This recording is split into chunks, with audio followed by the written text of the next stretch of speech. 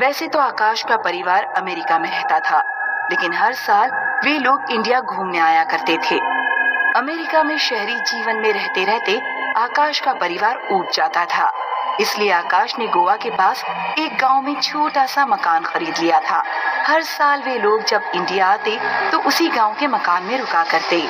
मैं एक जरूरी मीटिंग में जा रहा हूँ, क्या तुम लोगों के लिए कुछ लेकर आऊं? तुम अमेरिका में तो बिजी रहते ही हो, कम से कम जब छुट्टियों के लिए यहाँ आए तो हमारे साथ रहा करो ना। मैं जल्द से जल्द लौटने की कोशिश करूँगा, बाय। आकाश अपनी पत्नी रूबी और बेटे अर्पित को गांव में छोड़कर मुंबई निकल गया। अर्पित पूरे दिन बैठा बैठा टीवी देखता रहा। रात को अचानक उसके पेट में बहुत तेज दर्द उठा। मम्मी, मेरे पेट में बहुत दर्द हो रहा है। अर्पित बुरी तरह पेट के दर्द से तड़प रहा था। यहाँ गांव में तो आसपास कोई डॉक्टर भी नहीं मिलेगा, मैं अभी ऑनलाइन डॉक्टर देखती हूँ। रूबी ने डॉक्टर से ऑनलाइन कंसल्ट करके मेडिसिन भी ऑनलाइन ऑर्डर कर दी। मम्मी, पेट में बहुत दर्द हो रहा है। बस बेटा, 2 घंटे में मेडिसिन आ जाएगी। अर्पित पेट पकड़कर लेटा रहा और उसकी माँ सोफे पर बैठी मेडिसिन आने का इंतजार करती रही। 12 बजने वाले थे। रूबी की आंख लग गई। तभी किसी ने डोरबेल बजाई। मम्मी उठो तो, लगता है मेडिसिन आ गई है, जल्दी डोर पर जाओ। रूबी दरवाजा खोलने चली गई और अर्पित ने फिर से टीवी ऑन कर लिया। अचानक अर्पित को बाहर से अपनी माँ के बुरी तरह चीखने की आवाज सुनाई दी। अर्पित तुरंत दौड़ते हुए मेन गेट की तरफ गया। उसने देखा कि मेन गेट खुला हुआ है। बाहर मेडिकल बॉक्स लिए एक चुड़ैल खड़ी थी और अर्पित की माँ चुड़ैल के बराबर में धरती पर पड़ी हुई थी। उसके सिर से खून बह रहा था।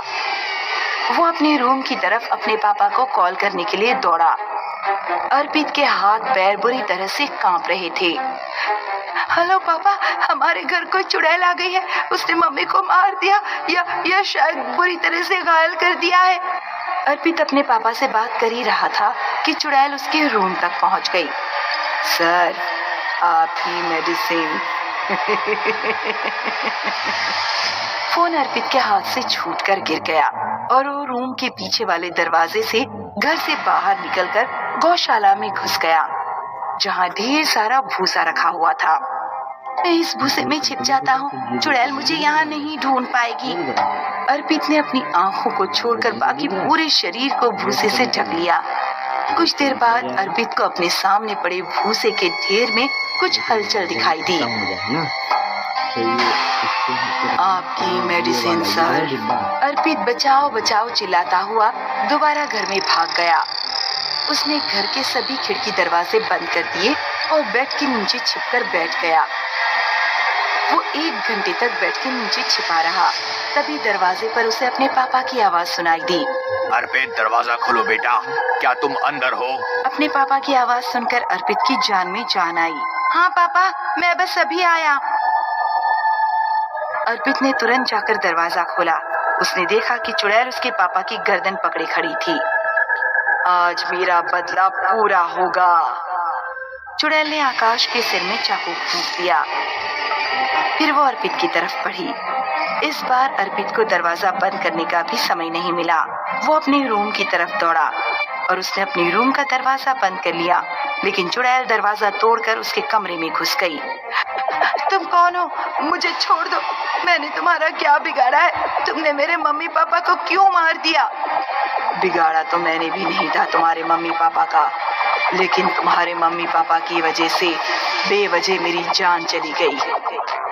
क्या तुमने कभी पता करने की कोशिश की कि तुम्हारे पापा पिछले 3-4 सालों में इतने अमीर कैसे बन गए?